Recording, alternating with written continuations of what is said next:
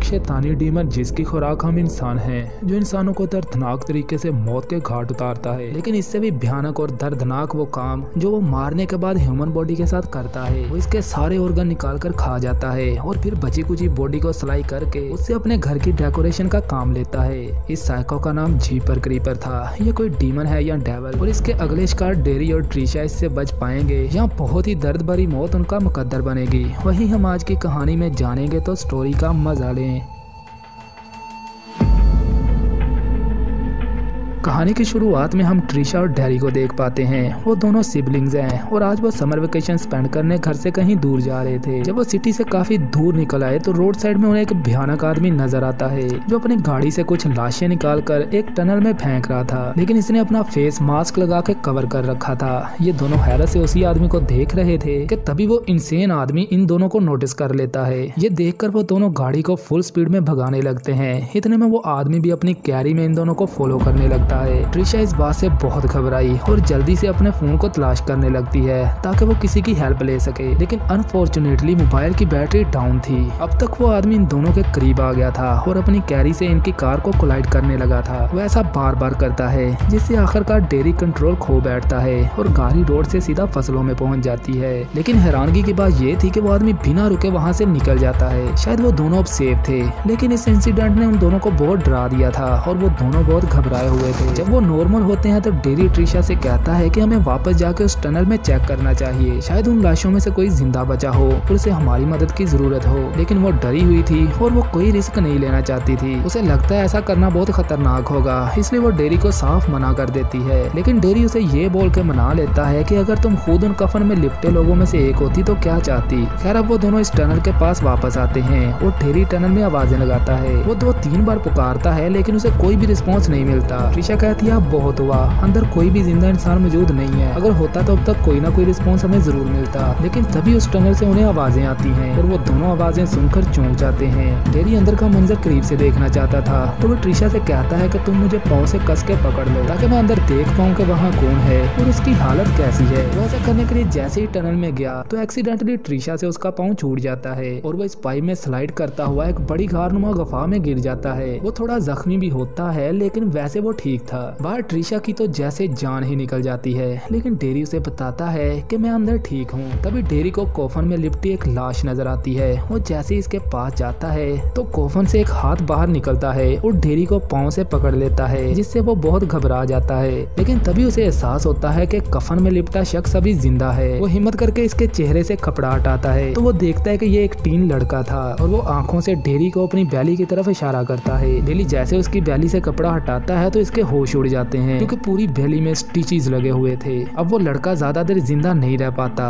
और जल्द ही दम तोड़ देता है। तभी बाहर से ट्रिशा डेरी से पूछती है कि बेसमेंट के अंदर तुमने क्या देखा, मगर डेरी उसे ये सब बताना नहीं चाहता था और इसके अलावा ये सब देखने के बाद उससे बोला भी नहीं जा रहा था। पर वो हिम्मत करके अपनी आवाज बहाल करता है और ट्रिशा को बोलता है कि जल्दी से यहाँ से भागो और किसी की मदद लेके आओ। वो मजीद कहता है कि अगर तुम्हें वो कैरी वाला आदमी कहीं नजर आए तो इसे अपने करीब मत आने देना। ट्रिशा डेरी के लिए परेशान होती है और वो इसे अकेले छोड़कर जाना नहीं चाहती थी। वो बाहर गाड़ी के पास रुक जाती है और सोचने लगती है कि डेरी को बाहर कैसे निकाला जाए। उधर डेरी पाता है कि यहाँ कुछ और लाशें भी हैं, मगर ये काफी नहीं था कि उसकी नजर बेसमेंट की छत पर जाती है जहाँ सैकड़ों लाशें पोस्टर्स की तरह चिपकी हुई थी। यह बहुत ही पुरस्कार मंजर था क्योंकि सभी बॉडीज में भयानक तरीके से स्टिचेस लगे हुए थे। ऐसा लगता था जैसे किसी खास मकसद के लिए इन लाशों को चीरा गया हो और फिर इनको सीकर यहाँ चिपका दिया गया था। बाहर अंधेरा छाने लगा था कि तभी ट्रिशा को एक ट्रक अपनी तरफ आता दिखाई देता है। जैसे जैसे वो ट्रक नजदीक आ रहा था वैसे वैसे ट्रिशा के डर में इजाफा हो रहा था, लेकिन वो देखती है कि ये वो आदमी नहीं था बल्कि कोई और मुसाफिर था जो वहाँ से सीधा गुजर जाता है। अभी वो इस शौक से निकल पाती कि तभी डेरी गाड़ी के ग्लास से टकराता है। अभी ये अंदाजा लगाना मुश्किल था कि ज्यादा डरा हुआ कौन है, क्योंकि हाल ही में हुए वाकयात ने दोनों का खून ठंडा कर रखा था। फिर वो दोनों गाड़ी में सवार थे और ट्रिशा डेरी से बार बार इस बेसमेंट का मंजर पूछती है कि आखिर तुमने अंदर क्या देखा,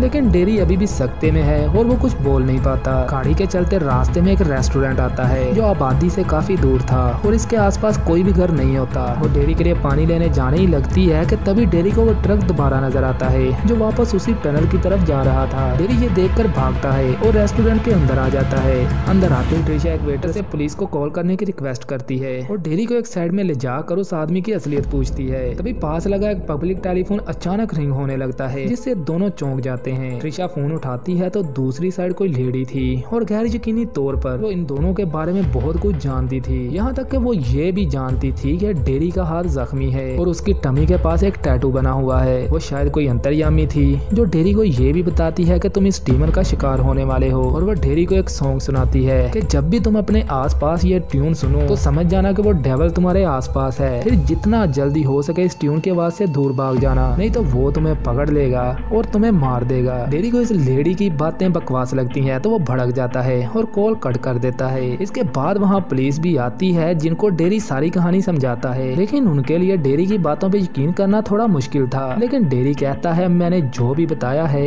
इस बेसमेंट में बिल्कुल वैसा ही था और मुझे इस बात का 100% यकीन है। खैर वो कोप्स डिसाइड करते हैं कि वो इस बेसमेंट को खुद जाकर चेक करेंगे, मगर वो जैसे ही बाहर आकर अपनी गाड़ी की तरफ देखते हैं तो वो हैरान रह जाते हैं क्योंकि ऐसा लग रहा था जैसे किसी ने उनकी गाड़ी की तलाशी ली हो और इनका लगेज बाहर बिखरा हुआ था। अब तक ट्रिशा को भी डेरी की बातों पे यकीन नहीं आ रहा था, लेकिन ये नजारा यकीन करने के लिए काफी था कि वो डीमन अब इनके पीछे है। यही नहीं बल्कि वो डेरी का नाम भी जानता था क्योंकि वो निशानी के तौर पे एक शॉट पर डेरी का नाम लिखकर वहीं छोड़ देता है। गाड़ी के डोर पर इस डीमन के फिंगरप्रिंट मिलते हैं जिससे वो कोप्स भी ये बात मानने पर मजबूर हो जाते हैं कि डेरी की बातों में कहीं ना कहीं हकीकत शामिल है। अब फाइनली वो दोनों इन कोप्स के साथ बेसमेंट को एक्सप्लोर करने के लिए निकल जाते हैं क्योंकि सारे राज उस बेसमेंट में दफन है। लेकिन वो अभी आधे रास्ते में थे कि इन कोप्स को एक कॉल आती है कि वो जिस बेसमेंट की तरफ जा रहे हैं वहाँ से आग की लपटें निकल रही हैं, यानी उस डीमन ने वहाँ मौजूद हर चीज जला दी होती है। अगली गाड़ी में डेरी रेडियो ऑन करता है तो इसको वही सॉन्ग सुनाई देता है जो इस लेडी ने डेरी को बताया था, मतलब वो डीमन कहीं आसपास था। इतने में जीपर कोप्स की कार पर लैंड हुआ। वो लेडी कोप को तो वैसे ही मार देता है और वो दूसरे कोप का सर धड़ से अलग कर देता है और इसे ट्रिशा और डेरी की कार पर फेंकता है जिससे उनकी कार का बैलेंस बिगड़ जाता है और दोनों गाड़ियां इस सुनसान रोड पर ब्रेक हो जाती हैं। तभी वो देखते हैं कि कोप्स की गाड़ी से एक भयानक आदमी बाहर आया और वह सब बिना धड़के सर को उठाकर स्मेल करने लगता है। इससे पहले कि वो दोनों ये समझ पाते कि ये क्या कर रहा है,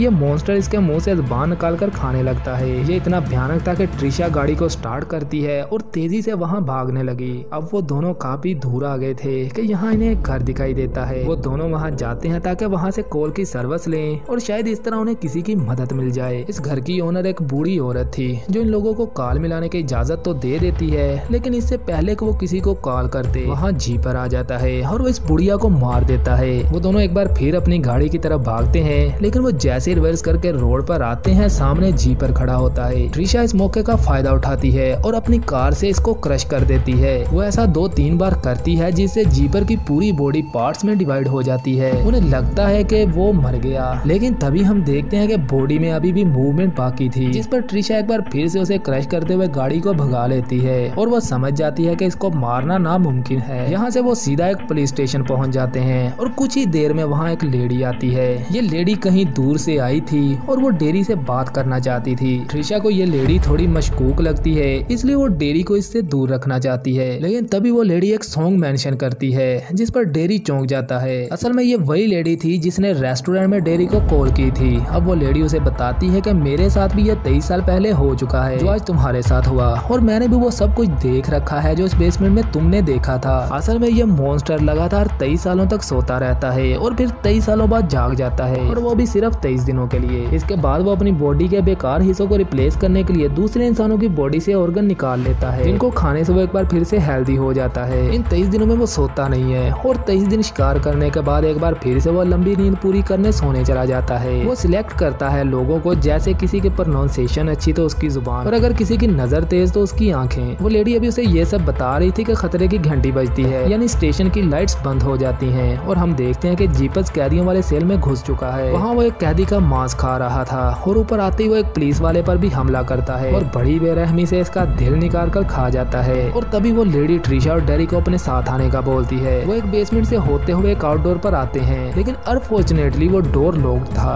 अब डेरी को लगता है कि आज रात वो जीपर की खुराक बनने वाला है। तो वो इस लेडी से पूछता है कि मुझे बस ये बता दो कि वो मेरी बॉडी का कौन सा हिस्सा चाहता है। वो लेडी सब कुछ जानती थी, लेकिन वो डेरी को बताकर डराना नहीं चाहती थी। तभी बेसमेंट में जीपर्स आ जाता है और वो लेडी इन दोनों को वहाँ से भागने का बोलती है। जीपर्स ग्राउल करता हुआ इस लेडी के पास आता है और इसे स्मेल करने लगता है। असल में ये उस डीमन की खासियत है कि वो किसी की भी बॉडी को स्मेल करके इसकी स्पेशलिटी जान लेता है, लेकिन शायद उसे उस लेडी में कुछ भी स्पेशल नजर नहीं आता। तो वो उसे छोड़कर अगेन डेरी के पीछे चला जाता है। ट्रिशा और डेरी एक कमरे में थे और वो रास्ता तलाश करते हैं कि शायद वो स्टेशन से किसी तरह भाग पाए। इतने में वहाँ जीपर आ जाता है और इन दोनों को पकड़ लेता है। फिर वो दोनों को बार बार स्मेल करता है और ट्रिशा को दूर फेंक देता है। असल में उसे डेरी की जरूरत होती है। जीपर को जो चाहिए था वो डेरी की बॉडी में था। तभी वहाँ कोप्स भी आते हैं, लेकिन वो भी जीपर की भयानक शक्ल देखकर डर जाते हैं। ट्रिशा जो अपने भाई से बहुत प्यार करती है, वो जीपर से रिक्वेस्ट करती है कि मैं डेरी से ज्यादा मजबूत हूँ, तुम्हें डेरी से जो कुछ भी चाहिए वो सब मुझ में भी मौजूद है, तो तुम डेरी के बजाय मुझे ले जाओ। ये मोमेंट काफी इमोशनल हो जाता है, लेकिन जीपर्स तभी अपने विंग फैलाता है और डेरी को अपने साथ लेकर उड़ जाता है। देखते ही देखते वो आसमान में कहीं गायब हो गया और ट्रिशा के पास अब अफसोस करने के अलावा और कुछ भी नहीं था। वो बेचारी काफी ज्यादा दुखी हो जाती है क्योंकि वो अपने भाई को हमेशा हमेशा के लिए खो बैठी है। आखिरी सीन में हमें जीपर्स का नया ठिकाना दिखाया गया, तो हम देखते हैं कि उसने डेरी से उसकी आंखें ली थी। शायद उसकी आंखें बहुत तेज थी। खैर अब वो जीपर्स की हो चुकी और आज जीपर्स के सोने का दिन था क्योंकि उसके 23 दिन का जागने का पीरियड खत्म हो चुका था। और इसी के साथ ये मूवी एंड हो जाती है।